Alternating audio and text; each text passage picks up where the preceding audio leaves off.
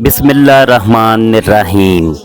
شروع اللہ کے نام سے جو بڑا مہربان نہایت رحم والا ہے۔ کیا آپ جانتے ہیں کہ حضرت سلیمان علیہ السلام نے اڑنے والے گھوڑوں کی نسل کیوں ختم کر دی؟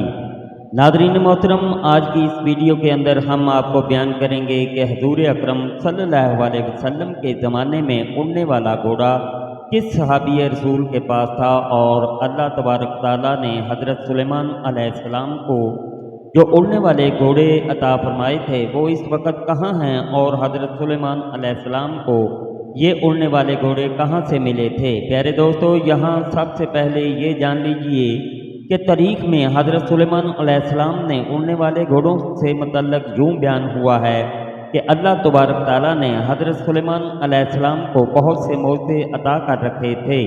آپ علیہ السلام جانوروں کی بولیاں بولا کرتے تھے، ہوا پر آپ علیہ السلام کا کنٹرول تھا، آپ علیہ السلام کا تخت ہوا میں اڑا کرتا تھا، یعنی صبح اور شام مختلف ڈائریکشن کو ایک ایک ماہ کا فاصلہ طے کر لیا کرتا تھا۔ حضرت سلیمان علیہ السلام کی سب سے بڑی خصوصیت یہ تھی کہ آپ علیہ السلام کی حکومت صرف انسانوں پر نہیں تھی بلکہ جنات پر بھی۔ آپ علیہ السلام کے جنات بھی تابع تھے، نہ صرف جنات اور حیوان بلکہ دنیا کی تمام تر مخلوق ہر وقت حضرت سلیمان علیہ السلام کی خدمت میں موجود رہا کرتی تھی۔ پیارے دوستو، اس خوبصورت حکومت اور بادشاہت کے ساتھ اللہ تبارک تعالیٰ نے آپ علیہ السلام کو خوبصورت اور اڑنے والے گھوڑے بھی عطا فرمائے تھے جو سفید براق پروں والے اور نہایت ہی خوبصورتی کے حامل تھے۔ یعنی ہم یہ کہہ سکتے ہیں کہ حضرت سلیمان علیہ السلام دنیا کے وہ واحد بادشاہ ہیں جن کو اللہ تبارک تعالیٰ نے اڑنے والے گھوڑے عطا فرمائے تھے، جس کی وجہ سے آپ علیہ السلام کی بادشاہت مزید پاورفل بن گئی۔ یونان کے لوگ حضرت سلیمان علیہ السلام کے اڑنے والے گھوڑوں کو ٹیکسس کے نام سے یاد کرتے ہیں۔ یونانی لوگوں کا ماننا ہے کہ یہ گھوڑے یونان میں ہوا کرتے تھے۔ رومن ماہرین کے مطابق ان اڑنے والے گھوڑوں کو وہی شخص اڑا سکتا ہے جو نہایت نیک دل اور اچھا انسان ہو، اور یہ گھوڑے خوبصورتی کے ساتھ ساتھ نہایت طاقتور اور عقل مند بھی تھے۔ تاریخ کی کتابوں میں ایک ایسے گھوڑے کا ذکر بھی ملتا ہے جس کو یونیکورن کہا جاتا ہے، اور یہ گھوڑا بھی ان اڑنے والے گھوڑوں کی نسل میں سے تھا۔ اس گھوڑے کے ماتھے پر ایک سینگ تھا جو خوبصورت اور شفا والا مانا جاتا تھا۔ قدیم لوگوں کا یہ عقیدہ تھا کہ اس سے بے شمار بیماریوں کا علاج ہوتا ہے۔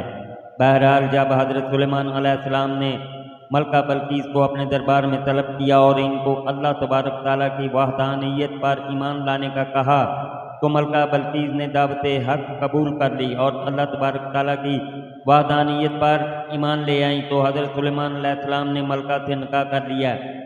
ملکہ بلقیس حضرت سلیمان علیہ السلام کے اڑنے والے تخت سے بہت خوش ہوئی تھی، اور ان کی خواہش تھی کہ وہ بھی حضرت سلیمان علیہ السلام کے ساتھ ہوا میں اڑ کر سفر میں جائیں۔ ایک مرتبہ ملکہ بلقیس نے حضرت سلیمان علیہ السلام کی بارگاہ میں عرض کی کہ آپ علیہ السلام ہر وقت اڑنے والے تخت پر بیٹھ کر پوری دنیا کی سیر کرتے ہیں، میری بھی خواہش ہے کہ میں بھی آپ علیہ السلام کے ساتھ اڑنے والے تخت پر بیٹھ کر پوری دنیا کو دیکھ سکوں۔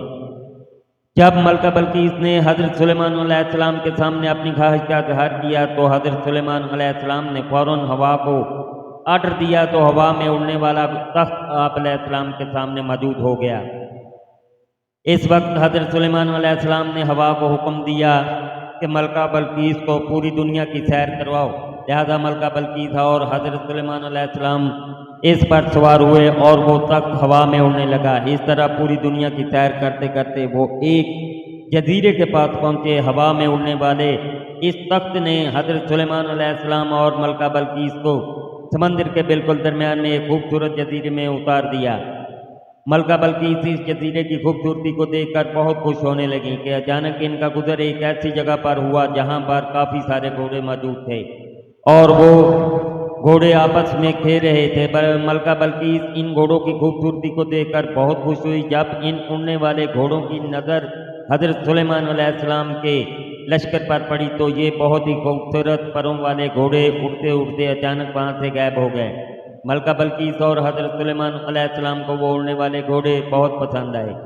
چنانچہ جب حضرت سلیمان علیہ السلام اپنے دربار میں تشریف لائے تو تمام جنوں کو اکٹھا کیا اور حکم دیا کہ اس جزیرے میں جاؤ اور ان گھوڑوں کو پکڑ کے میرے پاس لے آؤ۔ اس وقت تمام جنوں نے حضرت سلیمان علیہ السلام کی بارگاہ میں عرض کی کہ زمین میں رہنے والے جنات سمندر میں جا کر ان گھوڑوں کو گرفتار نہیں کر سکتے، یہ کام بس ایک ہی جن کر سکتا ہے۔ حضرت سلیمان علیہ السلام نے فرمایا کہ اگر وہ جن گھوڑوں کو پکڑ کے لا سکتا ہے تو اس جن کو میری بارگاہ میں حاضر کیا جائے۔ جنہوں نے جواب دیا کہ حضور، اس جن نے آپ علیہ السلام کا حکم ماننے سے انکار کر دیا ہے، اس کا کہنا ہے کہ میں آزاد ہونا چاہتا ہوں۔ وہ جن ہمارے گروپ سے نکل کر سمندر کے اندر چھپ گیا ہے۔ حضرت سلیمان علیہ السلام نے حکم دیا کہ وہ جن جس جگہ پر موجود ہو ہر صورت میں اس کو پکڑ کر میرے پاس لاؤ۔ حضرت سلیمان علیہ السلام کا حکم پاتے ہی تمام جن سمندر میں چلے گئے اور وہاں جا کر بآواز بلند کہنے لگے، اے ہمارے دوست، تو جس بادشاہ سے ڈر کر یہاں آ کر رہنے لگا ہے، اس بادشاہ کا انتقال ہو گیا ہے، اب ہم آزاد ہیں۔ جب سمندری جن نے یہ بات سنی تو وہ خوشی سے سمندر سے باہر آ گیا اور اپنے دوستوں کے ساتھ مل گیا۔ اس وقت حضرت سلیمان علیہ السلام کے فرما بردار جنوں نے اس جن کو گرفتار کر لیا اور حضرت سلیمان علیہ السلام کے دربار میں حاضر کر دیا۔ جب اس جن نے حضرت سلیمان علیہ السلام کو دیکھا تو وہ ڈرنے لگا اور عرض کرنے لگا کہ اب میں آپ کے حکم کی فرما برداری کروں گا۔ حضرت سلیمان علیہ السلام نے اس جن سے فرمایا کہ میں سمندر کی سیر کو گیا تھا تو وہاں میں نے اڑنے والے گھوڑے دیکھے، مجھے وہ خوبصورت پروں والے گھوڑے چاہیے۔ یہ سن کر جن بولا کہ حضور، مجھے معلوم ہے کہ وہ گھوڑے کہاں ہیں، میں آپ کی خدمت میں حاضر کرتا ہوں۔ چنانچہ وہ جن دوسرے جنوں کے ساتھ مل کر ان گھوڑوں کو پکڑنے کے لیے چلا گیا۔ جب جنات وہاں پہنچے تو دیکھا کہ وہ خوبصورت گھوڑے سمندر پر پانی پی رہے تھے، تو جنوں نے کسی ترکیب کے ذریعے ان گھوڑوں کو پکڑ لیا اور پھر حضرت سلیمان علیہ السلام کی بارگاہ میں پیش کر دیا۔ یہ گھوڑے جہادی نسل کے گھوڑے تھے۔ حضرت سلیمان علیہ السلام نے ان کا الگ سے ایک گروپ بنا دیا۔ آپ علیہ السلام ان گھوڑوں کو جنگوں کے علاوہ مختلف کاموں کے لیے بھی استعمال کرتے تھے۔ ایک دن حضرت سلیمان علیہ السلام ان گھوڑوں کے لشکر کے پاس گئے، ان کو پیار کرنے لگے اور اس قدر مشغول ہو گئے کہ آپ علیہ السلام کو پتہ بھی نہ چلا کہ عبادت کا وقت گزر رہا ہے۔ اور اسی طرح جب آپ علیہ السلام کی عصر کی نماز کا وقت گزر گیا تب آپ کو پتہ چلا۔ حضرت جبرائیل علیہ السلام آپ علیہ السلام کی بارگاہ میں حاضر ہوئے اور عرض کرنے لگے، اے حضرت سلیمان علیہ السلام، آپ دنیا کی نمائش اور مال میں اس قدر غرق اور گم ہو گئے ہیں کہ آپ کو عبادت کے وقت کے گزرنے کا پتہ بھی نہ چلا اور آپ اللہ تبارک تعالیٰ کی وہ عبادت کرنے سے محروم رہ گئے۔ اللہ تعالیٰ کو آپ کا یہ عمل بالکل بھی پسند نہیں آیا۔ جب حضرت جبرائیل علیہ السلام یہ بات کہہ کر واپس چلے گئے تو حضرت سلیمان علیہ السلام اللہ تبارک تعالیٰ کی عبادت میں مشغول ہو گئے اور اللہ تبارک تعالیٰ سے رو رو کر معافی مانگنے لگے اور عرض کرنے لگے کہ جس چیز کی وجہ سے میرا رب مجھ سے ناراض ہوتا ہے، میں اس چیز کی طرف واپس بالکل نہیں جاؤں گا۔ چنانچہ آپ علیہ السلام نے اللہ تبارک تعالیٰ کی بارگاہ میں بے حد شرمندہ ہو کر معافی طلب کی اور اس کے بعد حضرت سلیمان علیہ السلام نے ان تمام اڑنے والے گھوڑوں کو اپنی بارگاہ میں پیش کرنے کا حکم دیا۔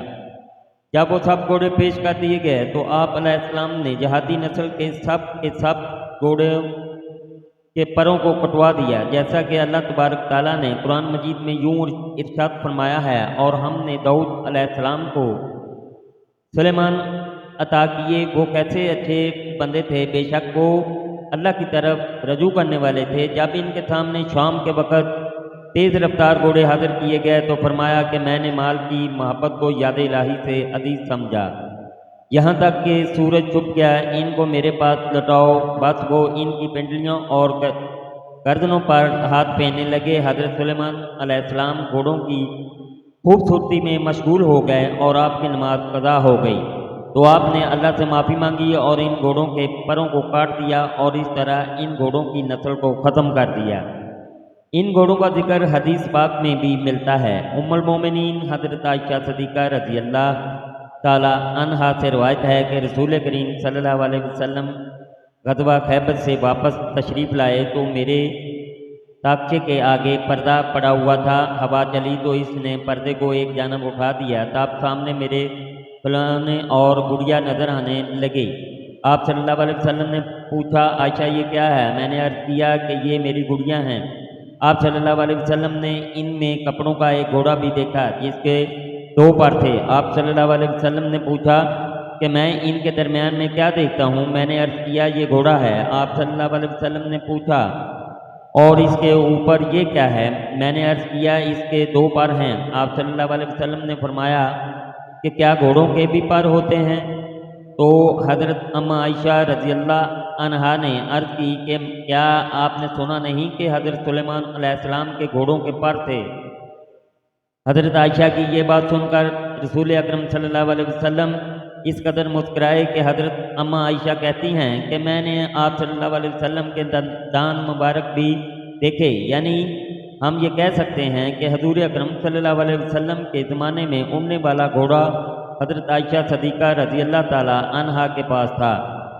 और हुजूर की इस हदीस से भी पता चलता है कि हज़रत सुलेमान अलैहिस्सलाम के पास वाकई परों से उड़ने वाले घोड़े मौजूद थे और इन घोड़ों की नस्ल को हज़रत सुलेमान अलैहिस्सलाम के दौर में ही ख़त्म कर दिया गया था। घोड़ा अल्लाह तबारक ताला की वो खूबसूरत मखलूक है जिसका जिक्र कई मकामात पर कुरान पाक में भी मिलता है। क्या आप जानते हैं कि हमारी ज़मीन के समुद्रों की गहराइयों में एक ऐसा राज दफन है जिस तक आज की जदीद तरीन टेक्नोलॉजी भी नहीं पहुंच सकी। साइंसदान कहते हैं कि हमने आज तक समुद्र का सिर्फ 5% हिस्सा दरियाफ्त किया है, बाकी 95% एक गुप्त अंधेरा है जहां पानी का दबाव इतना ज़्यादा है कि लोहे को भी कागज़ की तरह कुचल दे। लेकिन 1400 साल पहले नबी करीम सल्लल्लाहु अलैहि वसल्लम ने इन अंधेरों का एक ऐसा राज बताया जो आज वहाँ मौजूद है। सही मुस्लिम की एक इंतहाई खौफनाक हदीस है। हज़रत अब्दुल्ला बिन उमर रज़ियल्लाहु ताला अन्हु फरमाते हैं कि बेशक समुद्रों में ऐसे शयातीन कैद हैं जिन्हें हज़रत सुलेमान अलैहिस्सलाम ने बेड़ियों में जकड़ दिया था। वो आज भी वहीं हैं और वो वक़्त करीब है जब वो पानी से बाहर आएंगे और लोगों के सामने झूठा कुरान पढ़ेंगे। ये कोई आम शयातीन नहीं हैं, ये वो सरकश मारदा और अफरेत में जो एक से बने हैं, मगर आज पानी की तारीखों में कैद हैं। आज हम तरीके हिसाब से पुरअसरार कैद खाने की हकीकत जानेंगे और देखेंगे कि इन शयातीन को समुद्र की तह में किसने और क्यों उतारा। इस कैद खाने को समझने के लिए हमें इस बादशाह के दरबार में जाना होगा जिसने इन्हें कैद किया था।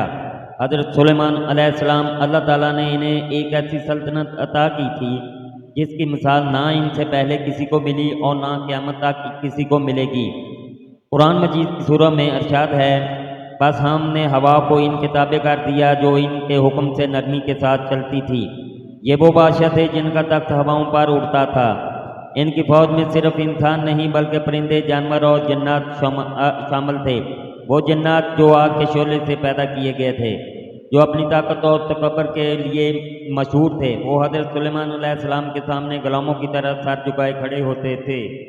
अल्लाह ताला ने हज़रत सुलेमान अलैहिस्सलाम को एक ऐसा मौजज़ा अता फरमाया था जो इंसान की सोच से बाहर है। ये जन्नात इनके लिए अज़ीमुश्शान महल्लात और किले तामीर करते थे। कुरान मजीद सूरह सबा में इरशाद है, वो सुलेमान के लिए बनाते थे जो वो चाहते। ऊंची इमारतें और मुजस्मे और हौदों की तरह बड़े लगन और जमी हुई देखें, ये मेहनत आम इंसानों के बस की बात नहीं थी। इन जन्नात ने भारी पत्थर उठाए और मस्जिद अक्सा की तमीर की। ये वही जन्नात थे जो समुद्र की अथाह गहराइयों में गोता लगाते और वहाँ से नायाब मोती निकाल कर लाते। लेकिन हर जिन फरमाबरदार नहीं था। इनमें कुछ ऐसे भी थे इनके दिलों में आग की सरकशी भरी हुई थी। जन्नात की दुनिया में एक तबका ऐसा है जिसे मार दे दिया अफरीत कहा जाता था। ये इंतहाई ताकतवर, जालिम और सरकश शयातीन होते हैं। ये वो शयातीन थे जो हज़रत सुलेमान अलैहिस्सलाम की हुकूमत को दिल से तस्लीम नहीं करते थे। ये ज़मीन पर फसाद फैलाना चाहते थे, जादू सिखाते थे और इंसानों को गुमराह करने की कोशिश करते थे। अगर इन्हें आज़ाद छोड़ दिया जाता तो ज़मीन पर तबाही मच जाती। हज़रत सुलेमान अलैहिस्सलाम ने एक जलील कदर नबी होने की हैसियत से इस फितने को जड़ से उखाड़ने का फैसला किया। ये कोई आम कैद खाना नहीं हो सकता था। इन शयातीन को ऐसी जगह भेजना ज़रूरी था जहाँ से ان کی آواز اور ان کا جادو کبھی انسانوں تک نہ پہنچ سکے۔ اللہ کے نبی حضرت سلیمان علیہ السلام نے اپنے رب کی دی ہوئی طاقت سے ان سرکش شیاطین کو پکڑا۔ وہ جنات جو انسانوں کو ڈراتے تھے آج وہ خود ایک انسان کے خوف سے کانپ رہے تھے۔ انہیں بھاری لوہے کی زنجیروں آئرن چین میں جکڑ دیا گیا۔ قرآن مجید سورہ صاد آیت 38 میں منظر کو یوں بیان کرتا ہے، اور آخرین مقرین فی صفات، یعنی اور دوسروں کو جو بیڑیوں میں جکڑے ہوئے تھے۔ یہ عام بیڑیاں نہیں تھیں، یہ وہ طوق تھے جو ان شیاطین کی گردنوں اور ٹخنوں کو ملا کر باندھ دیے گئے تھے۔ لیکن حضرت سلیمان علیہ السلام جانتے تھے کہ لوہے کی زنجیریں ان کی شیطانی طاقت کو مکمل طور پر روکنے کے لیے کافی نہیں ہیں۔ نفاذیر اور تاریخی روایات میں آتا ہے کہ حضرت سلیمان علیہ السلام نے بڑے بڑے تانبے اور پیتل کے برتن یا صندوق تیار کروائے۔ ان سرکش اور خونی شیاطین کو ان برتنوں کے اندر ٹھونک دیا گیا اور پھر ان کے اوپر پگھلا ہوا سیسا یا تانبا ڈال کر انہیں ہمیشہ کے لیے سیل کر دیا گیا۔ لیکن سب سے بڑی رکاوٹ لوہا یا سیسا نہیں تھا۔ ان برتنوں پر حضرت سلیمان علیہ السلام نے اپنی وہ خاص انگوٹھی ثبت کر دی جس پر اللہ کا اسم اعظم کنندہ تھا۔ یہ مہر اس بات کی ضمانت تھی کہ کوئی بھی جادو یا کوئی بھی طاقت قیامت کے قریب آنے تک اس قید خانے کو کھول نہیں سکتی۔ اب آخری مرحلہ تھا، ان قیدیوں کو زمین پر رکھنا خطرناک تھا۔ حضرت سلیمان علیہ السلام نے اپنی تابع ہواؤں یا فرما بردار جنات کو حکم دیا، ان پیتل کے بھاری برتنوں کو اٹھایا گیا اور سمندروں کے ان تاریک ترین حصوں میں پھینک دیا گیا جہاں سورج کی روشنی کبھی نہیں پہنچتی۔ یہ وہ گہرائیاں ہیں جہاں پانی کا دباؤ ہڈیوں کا چورا بنا دے۔ آج صدیاں گزر چکی ہیں لیکن وہ شیاطین اسی اندھیرے میں اسی پگھلے ہوئے شیشے کے اندر بند ہیں۔ ان کی چیخیں سمندر کی گہرائیوں میں دفن ہیں۔ لیکن کیا یہ قید خانہ ہمیشہ کے لیے ہے؟ کیا یہ سرکش شیاطین کبھی ان اندھیروں سے باہر نہیں آئیں گے؟ اسی سوال کا جواب اس صحیح مسلم کی حدیث میں چھپا ہے جس کا ذکر ہم نے ویڈیو کے آغاز میں کیا تھا۔ حضرت عبداللہ بن عمر رضی اللہ عنہ نے یہ بھی فرمایا تھا، قریب ہے کہ وہ شیاطین آخری زمانے میں نکل آئیں گے اور لوگوں کے سامنے قرآن پڑھیں گے۔ یہ ایک خوفناک پیشگوئی ہے۔ آخری زمانے میں جب فتنے عروج پر ہوں گے، دجال کا دور قریب ہوگا، تو سمندر کی تہوں میں بند یہ طاقتور شیاطین آزاد کر دیے جائیں گے، اور ان کا سب سے بڑا ہتھیار کوئی تلوار یا آگ نہیں ہوگا بلکہ دھوکہ ہوگا۔ وہ لوگوں کے سامنے آ کر ایسی باتیں کریں گے جو بظاہر حق لگیں گی۔ وہ قرآن کی آیتیں پڑھیں گے لیکن ان کا مقصد لوگوں کے دلوں میں شک پیدا کرنا ہوگا۔ آج کے دور میں انسان نے چاند پر قدم رکھ لیا ہے، خلاؤں کو تسخیر کر لیا ہے، لیکن ہماری اپنی زمین کے اندر آج بھی ہمارے لیے ایک بلیک ہول کی طرح ہے۔ جب بھی کوئی جدید آبدوز مار یا نا ٹرینچ یا سمندر کی خطرناک گہرائیوں میں اترتی ہے تو سائنسدانوں کو وہاں ایسی عجیب و غریب آوازیں اور مخلوقات ملتی ہیں جو عقل کو دنگ کر دیتی ہیں۔ کیا یہ ممکن نہیں کہ آج کے جدید کیمرے اور ریڈار انجانے میں کسی ایسی ہی پیتل کی دیگ کے اوپر سے گزر رہے ہوں جس کے اندر حضرت سلیمان علیہ السلام کے دور کا کوئی سرکش جن آج بھی اپنی رہائی کا انتظار کر رہا ہو؟ اللہ کی طاقت اور اس کی کائنات کے راز انسان کی محدود سوچ سے کہیں زیادہ گہرے ہیں۔ ذرا رکیے اور ایک بہت بڑی حقیقت پر غور کیجیے۔ بچپن سے لے کر آج تک ہم ہالی ووڈ کی فلموں میں اور الف لیلا کی کہانیوں میں چراغ والے جن کا تصور دیکھتے آئے ہیں۔